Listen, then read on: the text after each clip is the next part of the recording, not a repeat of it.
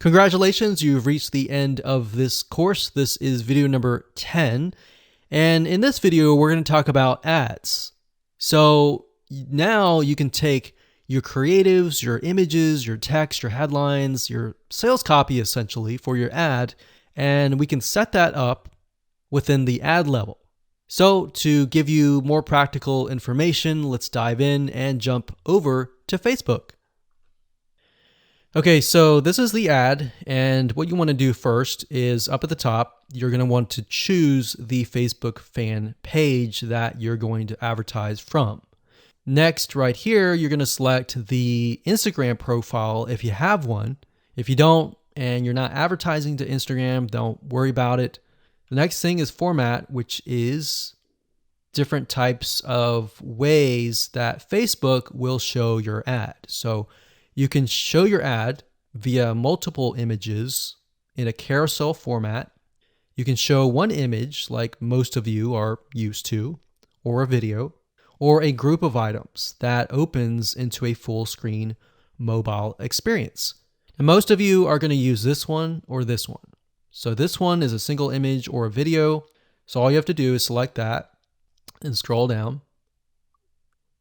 So you have the opportunity to choose an image or a video. Now, like I said, if you did choose the dynamic creative, then it will give you the opportunity to add multiple ads or multiple images or multiple videos. So you can upload the image that you have access to, or you can select free stock images. Now, at this point, you could select your account, your page, your Instagram, and what it'll do is it'll pull the images from those assets. So we typed in scuba, we could select one of these images. It says watermark won't appear in the final image. So that's good. So even though you see the watermark, it will not appear in the final image. We'll click continue, and it'll say enter the text for your ad. You can enter the text here. So the text is essentially going to appear at the top of your image.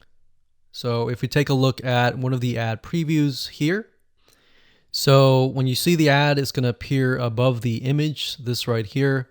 The website URL that you want to send them to is going to be here, and the headline is going to be right here. So you can, if you enter the website URL, display the URL here. And then you have the headline, you have the call to action, which appears to the further right. Let's see if we can move that over, but it's going to be on the right-hand side.